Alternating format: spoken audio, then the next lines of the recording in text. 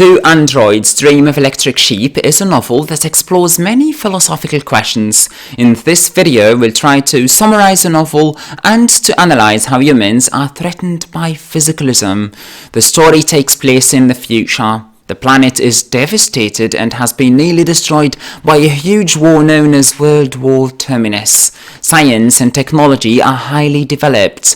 Humans have started to colonize other planets, and individuals who are intelligent and skilled enough to facilitate the terraformation of other planets are invited to relocate to those planets and are offered free androids that can be used as maids or labor force. Denser humans who are not of any use are left on the decaying Earth. From the very offset, the world seems to be very stratified. Even real humans are separated into useful and useless. The novel follows the life of the main protagonist, Deckard, a detective who is specialized in tracking rogue androids and retiring them, killing them. Technology is heavily present in people's daily lives. People can use an uncanny gadget called a mood organ. It's a device that connects to the brain and that allows people to adjust their moods and to feel whatever they want. The mood organ is very important in the analysis of the novel, and we will look at it closely later in this video. Deckard is assigned the mission of tracking down 6 androids who have fled Mars to Earth. They're practically indistinguishable from humans. They're made of flesh and bones, and they bleed. But there's a test that can be used to unmask this type of human-like androids. The test is called Voigt-Kampff. Yes, you're right. It sounds a lot like Adolf Hitler's book Mein Kampf, and we will dig into that later. Rick accepts the mission, and the first thing he does is pay a visit to the Rosen Association. It's the company that manufactures those Nexus 6 high-end androids that look exactly like humans. He wants to get as much information about the androids he's tracking. He meets the Rosen Association executive Eldon Rosen and his niece Rachel Rosen. Rick subjects Rachel Rosen to the Voigt-Kampff test, and we get to see how the test works.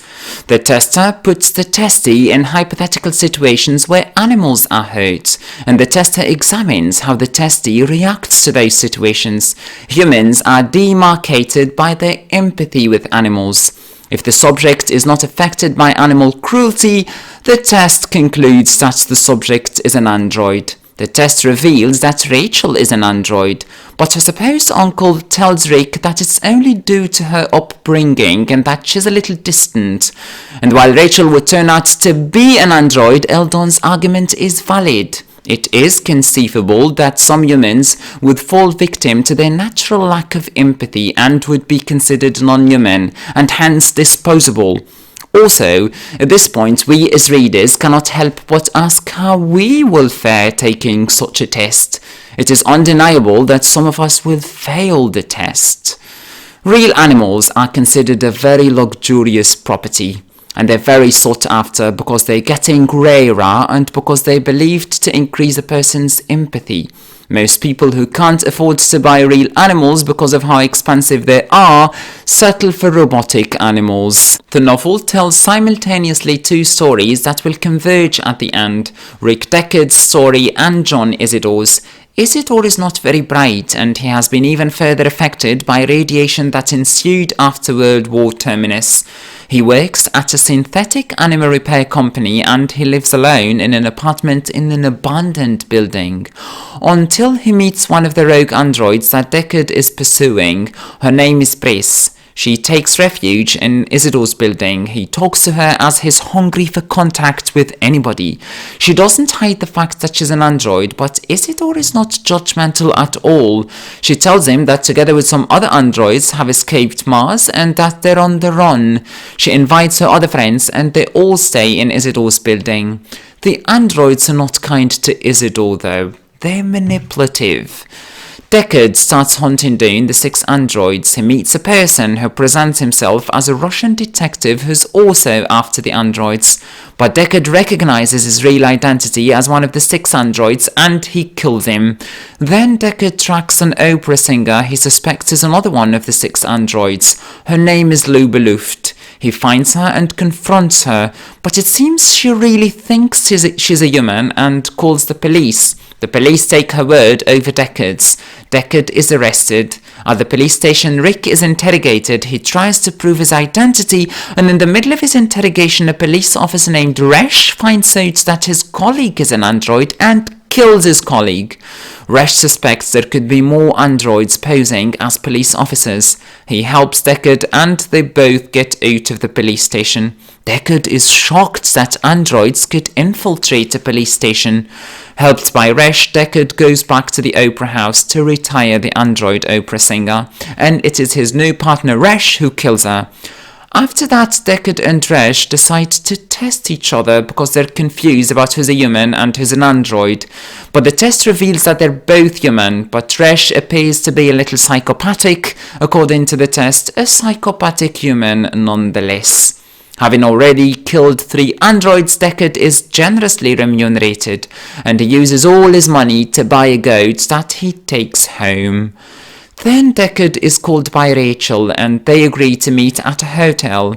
She seduces him into having sex with her. He likes her, she's good looking and nicer than his wife.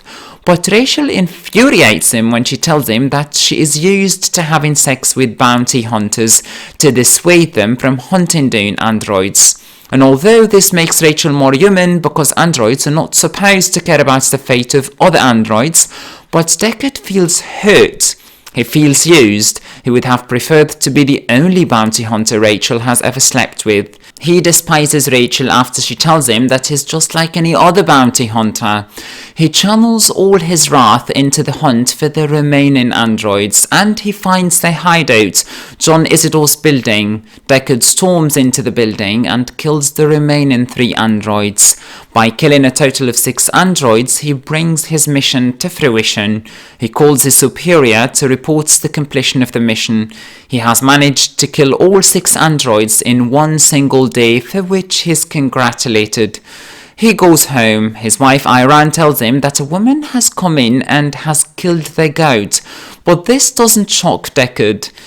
His eventful day has had it stolen him. He jumps into his hovercar and goes to a deserted and dangerous place in Oregon, where he reflects on his life and his latest mission. He roams and ponders about reality, androids and humans, and he seeks refuge in the religion of mercerism, although it's been proven false. He consumes drugs and starts to hallucinate, and when he sobers up, he stumbles upon a toad. This fills Deckard with joy because not only is it a real animal, but toads are thought to be extinct. He flies home triumphantly. But it turns out the toad is an android toad. This frustrates Deckard and he drowns his melancholy in sleep. Iran, Deckard's wife, who has identified the toad as robotic by locating a switch on its belly, calls the electric animal store and orders some electric insects for the electric toad to feed on. Now let's try to analyze how the novel treats physicalism. In philosophy of mind, physicalism is the idea that humans are made of only physical things. There is no immaterial mind or soul that animates the physical body. It is opposed to dualism. According to physicalists, mental states like happiness, sadness, excitement, or apprehension are nothing but physical states provoked by hormonal secretions. Physicalism desanctifies what it is to be a human, since we're nothing but the flesh, the glands and the neurons that make our bodies. The humans in the novel feel threatened by the confirmation of physicalism. Androids are getting very similar to humans. This frighteningly confirms physicalism. There are also gadgets that are called mood organs, that humans can use to alter their moods as they see fit. This is extremely important because dualists' main argument is that mental states are experienced by the immaterial mind or the soul. In the world of Do Androids Dream of Electric Sheep, it's very hard to defend dualism. Androids are like humans and act like humans. Plus, there are gadgets that can induce mental states, and at times like these, when there's overwhelming evidence against a position, people turn to religion to preserve their status as a special species. And here it's mercerism, which would turn out to be a hoax. The first philosophical conundrum that the novel raises is androids' essentialism versus existentialism. Androids are supposed to serve the humans. That is their essence. Some of them renounce their essence and go fully existentialist. They flee planet Mars, go back to Earth and decide what they want to be. Essentialism is the idea that there is an essence that precedes existence and that everything is judged by how much it is in accordance with what it is supposed to be, its essence. According to their creators, the essence of androids is to serve humans. Androids should do everything to meet this essence. But then some of them repudiate essentialism. They decide that existence comes before essence and that they exist first and then they get to be whatever they want. Nobody, not even their creators, get to decide their essence. This lays down infinite opportunities for what androids can be.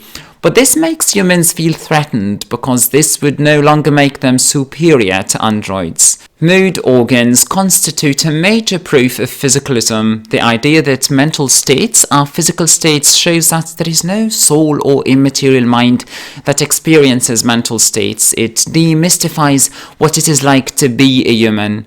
But it is humans' hubris to want to protect their sanctity and their superiority as a species. This is why they track down androids that repudiate essentialism and decide to be what they want.